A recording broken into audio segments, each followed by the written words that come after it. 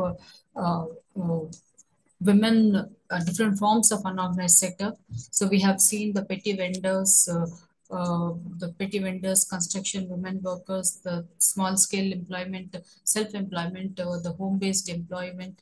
All these come under the informal sector. And we have also seen that there are irregulation. There is no regulation to support the employees who work in these sectors, and because of their economic conditions they usually join this, and because they lack also the skill, and this is the immediate source of employment where they can and it is also considered as an easy access to these kind of employment. So usually a lot number of women usually take up job or the employment opportunities in these sectors. And as we have seen that there is absolutely the absence of the unions to represent the interest of the workers who is working in this sector.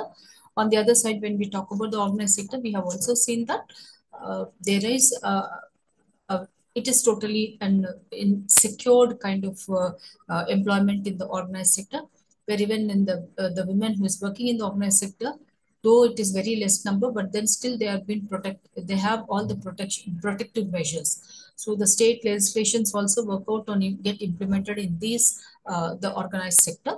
And when we take up one particular the protective measure, the health facilitations or the maternity benefits and the maternity leave conditions and all usually get implemented in the organized sector, wherein when coming to the point of informal sector, absolutely we don't have all these kind of protective measures for the women working in these sectors. So either the minimum kind of protective measures like health facilities or the maternity benefits and the maternity leave usually is totally absent in this sector. So also we have seen that it takes the informal sector, it takes different many forms. Usually one form is the self-employment, one form is under the contract labor, the woman who is joining as a labor out of the domestic core, and the other form is we have seen that home-based kind of industries where it is purely working for the family related, family concerned domestic production system. So like yes.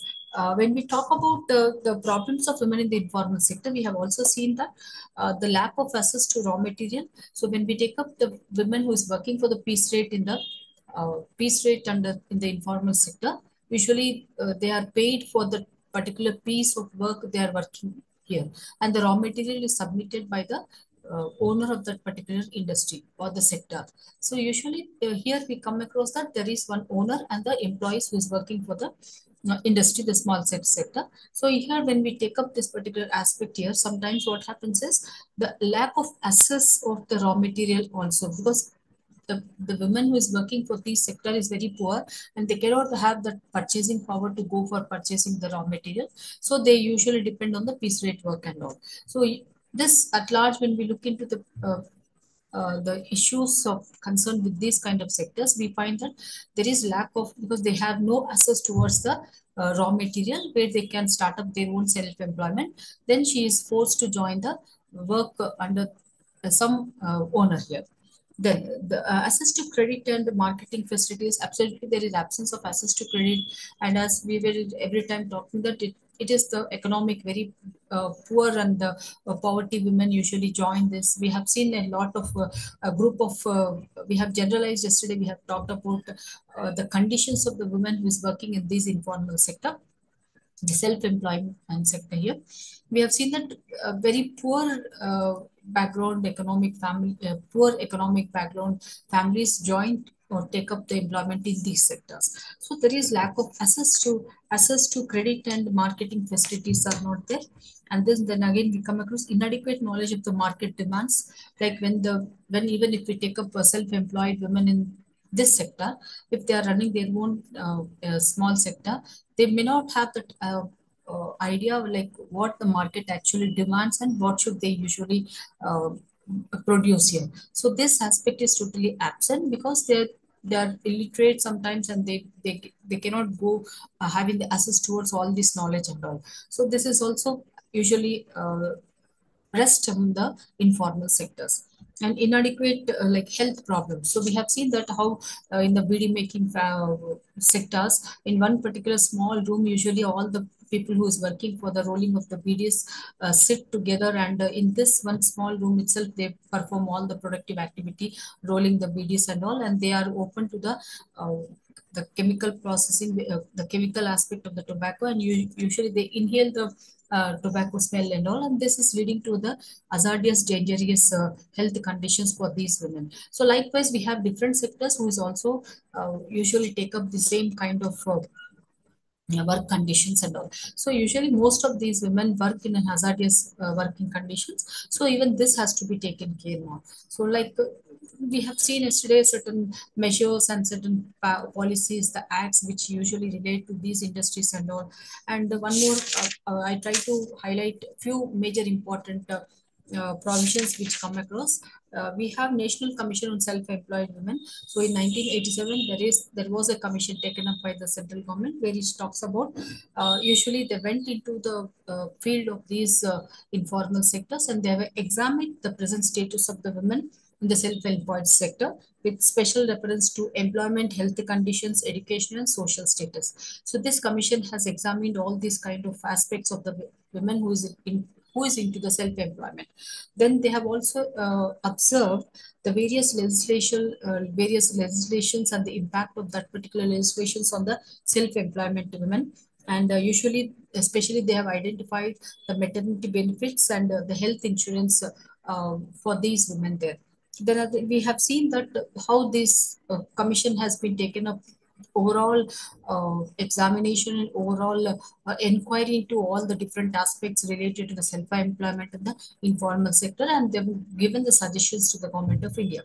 Then we have also seen the Minimum Wages Act of 1948, and we have the Maternity Benefit Act of 1961. Then we come across what is called, yeah, we have come across the National Perspective Plan for Women 1988.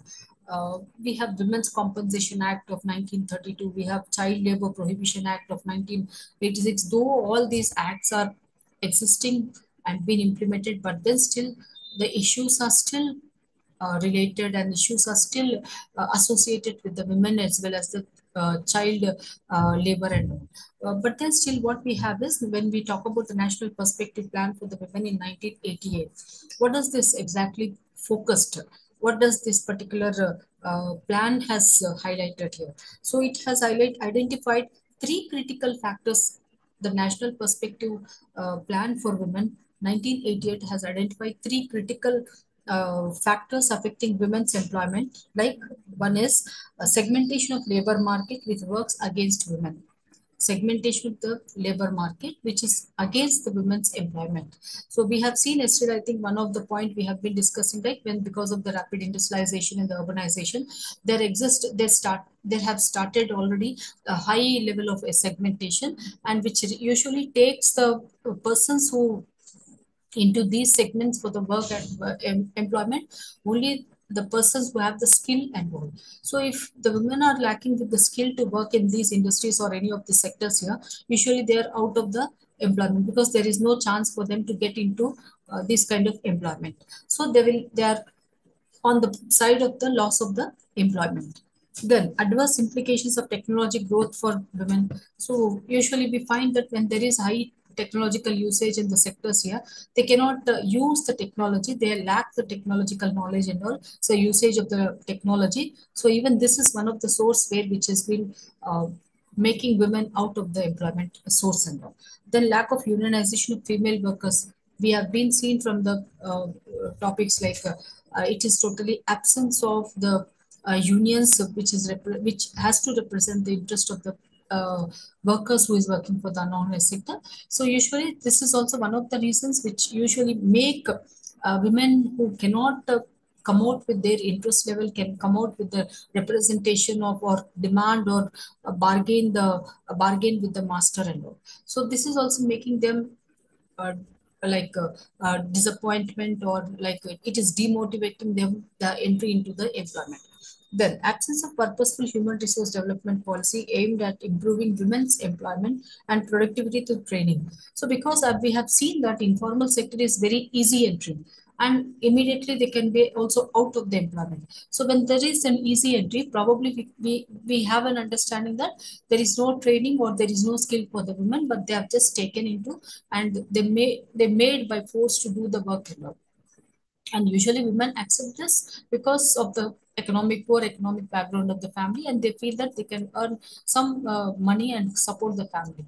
So because they lack the training, and at the same time there is no human resource development. So usually the employment sectors, so the manufacturing or any kind of sector has to give the training and the skill to the employers here, but this is not present among the informal sector. Then lack of national policy encompassing workers in the anomalous sector. Prior to all the policies which were implemented recently now in the modern society, the modern Indian society, we usually lack the national policy for the women who were working in the unorganized sector. Then we come across certain policy, certain programs which were brought about by the government of India and the state government, where they actually kept in mind the development of the women, also in general the development of the society, and the subsector it is the development of the women here. So we come across the following recommendations which usually made was to bring some funds for the social security of the workers who is working for the non-net sector, to decentralize anti-poverty programs, also expand the coverage of the labor laws. So all these has to be done, and these were the recommendations given by the different commissions which went for the study of these working conditions of the people who are working in this unorganized sector. Then taking into consideration all the recommendations, the government of India has introduced certain programs like programs providing self-employment. So they can approach a bank or some cooperative societies where they can take the loan and start their own self-employment. So we have seen different forms of the self-employment arising, establishment of the self-employment among the women communities, like programs providing wage employment. Even there is programs which is providing wage employment. For example, now presently we have the Narega program in the rural development program, which is covered under the rural development, where even women and men are both are given the employment assurance benefit, and they usually take up the employment under it is 100-day working 100-day employment assurance, and usually they go for some labor activity and they get the labor paid by the government here. So the wage is being given in return of the labor activity. The special area development program. So the government has identified some regions, some special areas where they wanted to bring development of with regard to those areas. Then programs imparting training for the skill formation. So it's not only the man, but even a woman has been taken into consideration to provide some skill training to the people, where so that they gain the skill, they get the skill training, and they are ready to enter into some employment with some bargaining, and also they can demand the wages according to the skill what they possess. Then self-employment, we have also the programs which brought by the government of India, the integrated rural development program, along with associated, along with this IRDP, we have the DWACRA program, which is usually called as the program development of women and children in rural areas. So the DWACRA has really did a wonderful job in the rural areas by developing the women as well as the girl child in the village areas. It has covered only the women as women community and the girl child community in the villages. The wage employment programs of National Rural Employment Programs, NREP, then Rural Landless Employment Guarantee Program are all, these are the poverty alleviated programs. So because it is covering the rural area, and usually we find we have been seen since all these topics, like women usually take up all these, women are joining in majority number into the self-employment or as a labor activity under the construction of the BD working or whatever it is, like different forms of informal sector, because of our poor economic conditions. So in order to totally alleviate the poverty here, so the government of India has brought these many programs to look into the alleviation of the poverty. So I think till now we have been working down with all these programs, and a great result has come to the Indian society people, where most of the rural areas now are on the par with the, they are running with the, they are walking on to the development sector.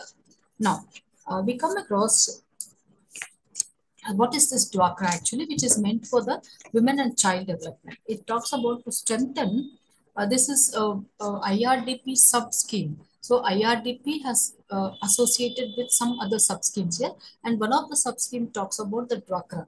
DWACRA is a program which is usually concentrated on the women and child development, which has to, this is highlighted in order to strengthen the economic base for rural women by providing them credit and subsidies. So usually this is the major important aspect which has been highlighted by uh, providing the credit facilities and the subsidies for the women in order to bring the, in order to strengthen the economic base of the women family or the woman.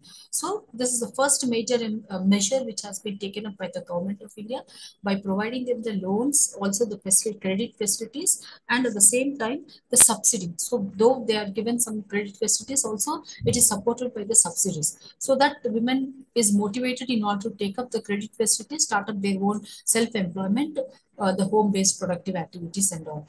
And this is in order to strengthen the economic base of the women and her families. Then the next, usually it talks about to provide support services to enhance women productive skills and efficiencies, also to mitigate their drudgery in their multiple responsibilities. So one other topic, one other highlighting program is the program looks into by providing the skill facilitation, skill training to the women here.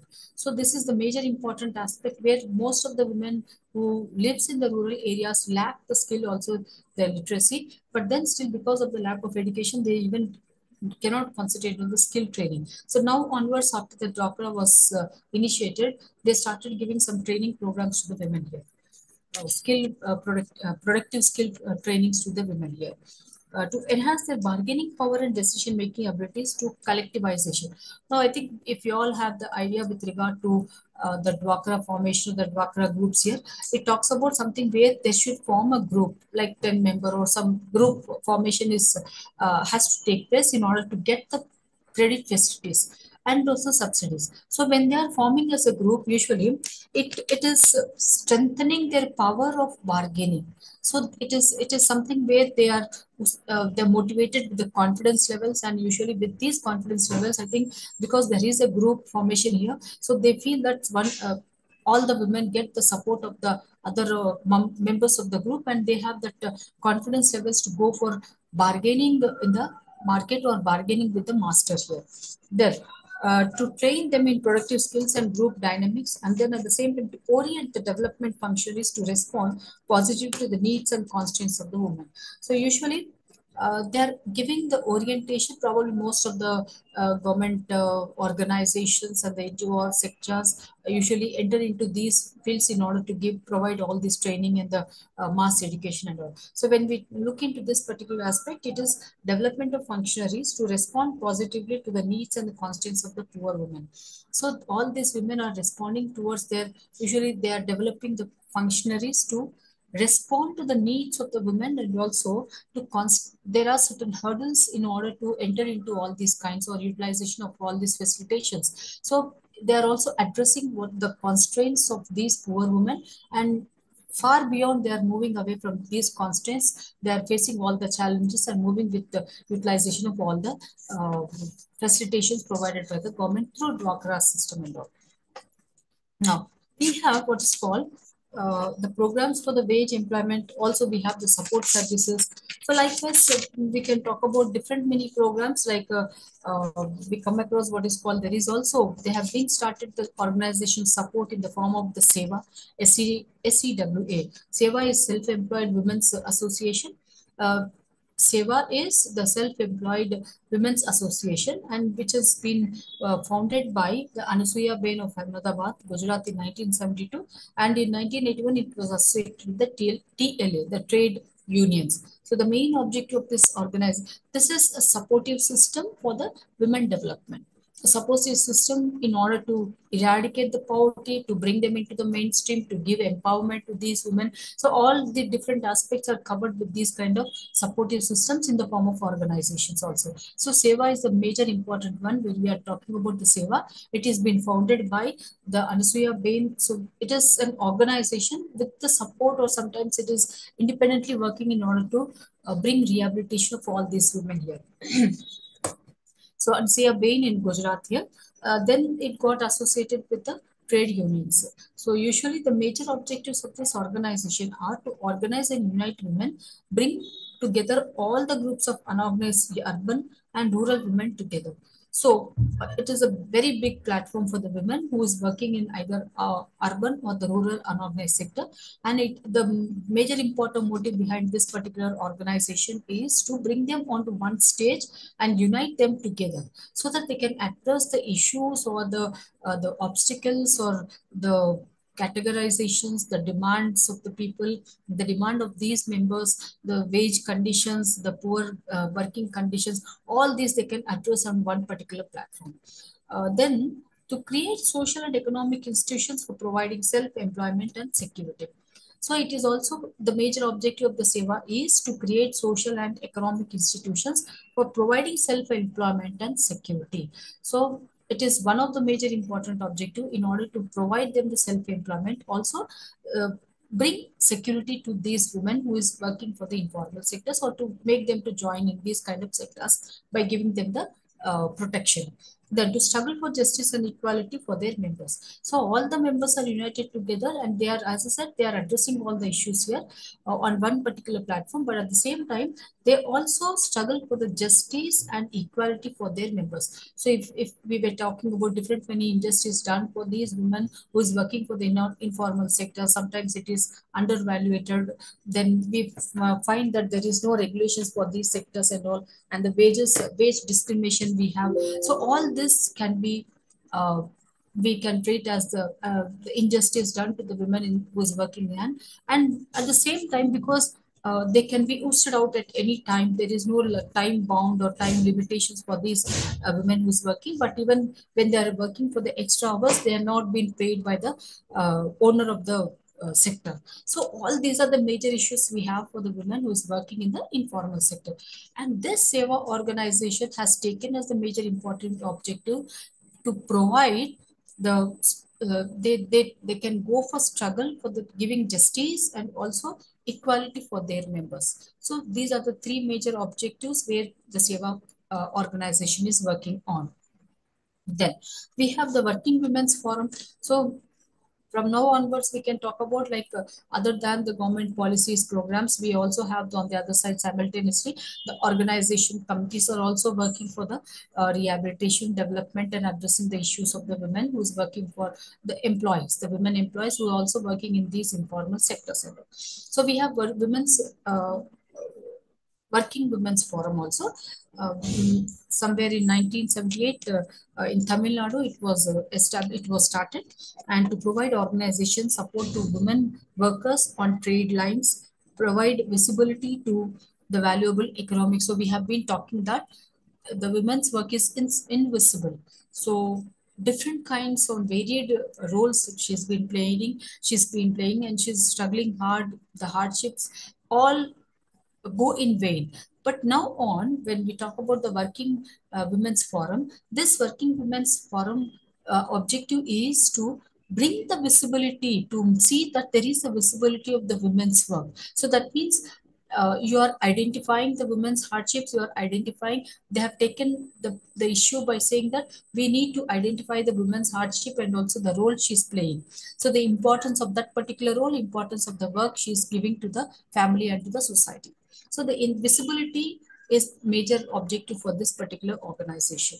Then we come across to address the critical needs of women such as credit, employment, and other supportive services. Then Samakya. Samakya is also another organization we have, which was established as a group based at Hyderabad in 1992. Then it was again renamed in 1992 as Sahavikas. So Samakya, initially it was Samakya, then later on it was renamed as Sahavikas. So in 1986, Samakya helped thrift cooperative societies to promote rural women's thrift cooperatives in AP. So likewise, we have different many organizations who's working for addressing all the issues of the women in the informal sector. Now, let us move on to the new topic called conceptions of development. Conceptions of development. Usually, when we talk about development in general, so development is something which equals to progress plus growth. So that means there should be some progress and there should be some growth, or growth plus progress. So when you're talking about the growth, either income growth, the productivity growth, it is required in order to say that there is some development taking place.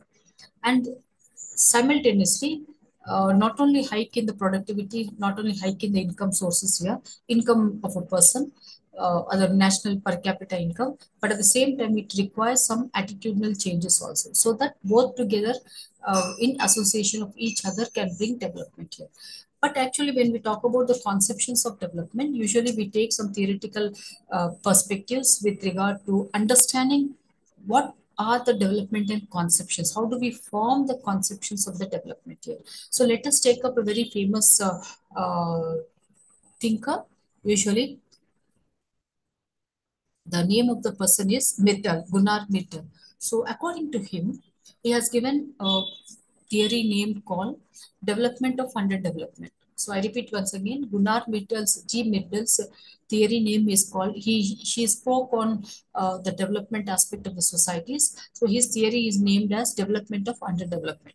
So development, bringing development of the underdeveloped countries. So what actually he saw talks about the development conceptions here.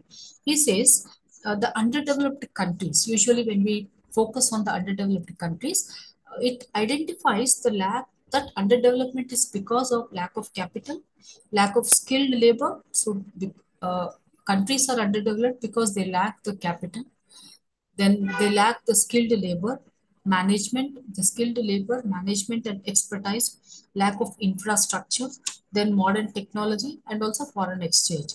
So these were the obstacles to development and decide to develop the manufacturing capacity or industrial capacity of the country. So usually, if a country needs to develop industrially or some in general the development, usually when there is not only agricultural development, if a country want to develop, it's not only the agriculture system, but we go with the industrial development. So if a country wants to in general bring the development or the industrial development, they require all these the all these requirements, all these conditions to be fulfilled. What are the conditions we have seen? According to Goodall, it says that the capital should be in assess. There should be assess of capital. There should be skilled labor. There should be management, the perfect management, and there should be the expertise knowledge here. Then there should be the infrastructural provision. There should be modern technology, utilization of the modern technology. There should be some foreign exchange. And if all these are present for a country, definitely, obviously, we find that development just goes in a very speedy manner. So, but some or the other aspect may be absent in few countries, or sometimes all the aspects are absent in few countries. So that's the reason why a country becomes undeveloped if they lack all these things here. But now, uh, when we talk about traditionally, when we talk about development here, it says that there should be a shift in the economy producing agricultural and primary products to one producing capital goods for the world market, so that they can gain scarce foreign exchange. What should we do in order to get the foreign exchange? It says that there should be a shift from economy, a shift in the economy while producing agricultural and primary products to one producing capital goods for the world market. So instead of producing the primary goods or the agricultural goods here, we require the producing agricultural and primary products here. We require to bring a shift in the production, whereby bringing about the capital goods for the global market or for the foreign market. So then automatically you will be able to get or draw the foreign currency or the foreign exchange here.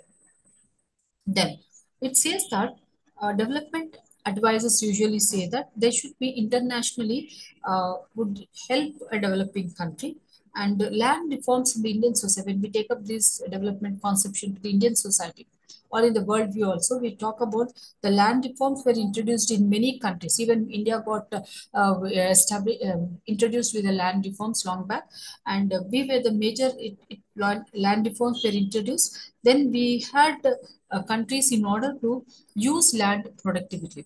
So because we had no planning at that time when we were in the British rule and all, and before we have taken up our constitution or the framing of the policies and all, we had no such planning for the utilization of our land in a proper way, or even the cultivation system was not that planned, and we never had that kind of strategies utilized in the cultivation and agricultural system. So now land reforms were introduced in order to utilize the land in a perfect manner, in a productive manner. So that means we started with plans and strategies how we need to utilize the existing land in a what way, and in the scientific utilization, the technological utilization in the lands to bring the productive aspect of the land. Then, in order to increase food output, so how can we bring the highest production in the agricultural system? Because when we take up the Indian case here, we have that India is being a backward country. I undeveloped country when we started with all the policies and all. Before starting with all the policies, we were undeveloped, though we had good fortunes in the Indian society. We were sometime traditionally we were undeveloped. So when we take up this undeveloped aspect, we never had any clan that idea with regard to because agriculture also was the main source of income. The agriculture and the cultivation system practiced in the Indian society was very traditional and backward mode of cultivation system. So that was usually taken into a shift, and there is a transition from that kind of traditional mode of traditional mode of cultivation to a modern kind of cultivation system. So in this modern kind of cultivation system, as now I said, like land reforms were introduced, and we started utilizing the land in a very productive manner by introducing also the what is called to bring the highest production. So to bring the highest production of the crop in the land, we started utilizing the HYV yielding seeds, the HYV seeds here. So hybrid variety kind of seeds. So that this actually brought about the highest production for the rising population in the Indian society also. And we are talking about the undeveloped countries, backward countries. So India was one of them. Traditionally, we were undeveloped, and so we started implementing all these programs in the country. When we talk about like these aspects and all, it says that rural poverty increased. Uh, when we talk about the Mirtal statement, the theory predicted that this kind of theory predicted that there is a social strata which would benefit from the economic growth fostered by modernization, industrialization, and the reality of the development of the growth paradigm was accompanied by the economic and social marginalization of large sections of the population, and found that benefits of development were not reaching the majority poor at the and bottom in the developing countries. So when we were in the traditional system, when we got the shift into, and when we started the industrialization and the modernization also, only one section, the few sections, a very little sections, small section of the community got advantage of all these things, and they were the people who got more benefits out of all this, either modernization or the industrialization. But the larger section of the population were deteriorated. They were fallen into that more deterioration and the more poverty ridden conditions, and these were the sections who could not get any benefit out of all these programs, all these process in the society. So what exactly the statements actually want to reflect here is, it says increased rural poverty increased, which led to many small farmers selling their agricultural lands and women who produce for their families. So rural poverty increased with all these programs, with all this process, either industrialization or the modernization. So rural poverty increased to a great extent. So what happened on the other side? Women who were producing as an agriculturalist for their families have to were overburdened. So they were overburdened with work. So these women got overburdened because of the rural poverty and selling of their lands. Because of the poverty situation, they started selling away their lands, and this was reflected on the women's status where they were totally overburdened with the work here. So usually these women used to work in the agricultural field for the families, supporting the families, and so they were the people who used to produce all the things from the agriculture. And these women got overburdened because of all these reasons. Then we come across that hence many economists usually reject that economic development as economic growth. So by whatever this is, like these are the conceptions we have. Then they argue that main reason for the failure of the conception of development was the population growth and the insufficient attention given to distribution. Like when we take the example of Indian society, India is a much growing size of population. We have a case of uh, highest number of highest number of population size we have, and we have been crossing probably around another 10-15 years. We may outcross even China's population, and we take up the status first rank for the world population in India, world population. Uh, but now we are in the second rank, but then still, because of this highest growing population size in Indian society, this says that the all the conceptions of the development has been failure. So we cannot relate what we think about development, what we really want to do about to bring development. We cannot relate it to the Indian population size, because as we think, as we implement, the size of the population is just moving forward. So this is mismatch. So this cannot have a match with the ideas and then the growing size of the population there. Economic growth is considered as equity. Economic growth can go with economic equity and self-reliance. And these are the three objectives of the concept. So development conception goes with economic growth, equity, and self-reliance. So we require to bring economic growth, highest production in the land, and highest production of agricultural output. And we require to see that there is equitable distribution of the sources and the income among all the people of the society equally justifiable. This needs to be taken into consideration. And then self-reliance. We need not depend upon the foreign aid or the foreign grants for any kind of development in India, but rather we require to take up highest industrialization, highest agricultural production, and then we see that there is also human development in order to bring justice or self-dependence, self-reliance on ourselves. So we need not go for asking for any monetary funds, or monetary help, or some cooperation or the technology from the outside foreign countries, but rather we require to take a self-reliance on ourselves. So it says that something where we need to bring our own technological development, science development, and other aspects development here. So this is actually the conception of development here. So how we can relate it to women? So how women are related to the conception of development, and what is the role of women into this development? So we have been talking about all the topics till yesterday and even today, that women is the major contributor economically to the family, and she is the supporter to the family's income source and all. And she is the major part who is working for the productive aspects of the informal sector. And most of the if you take up the Indian case here, it is the largest sector. The informal sector is the largest sector compared to the organized sector, which is bringing highest production in the Indian society. Uh, if we take up this case study here, which says that it is the women who is a dominant number in the developmental prospects here. But women are marginalized, women are subordinated, women are subjugated. So whether this is true or not, we try to take a few approaches for this conception of the development regarding to women and women development, women empowerment. So this will deal tomorrow. So for today, thank you.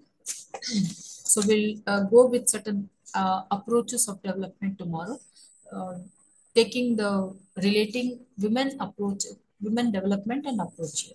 Thank you all for today.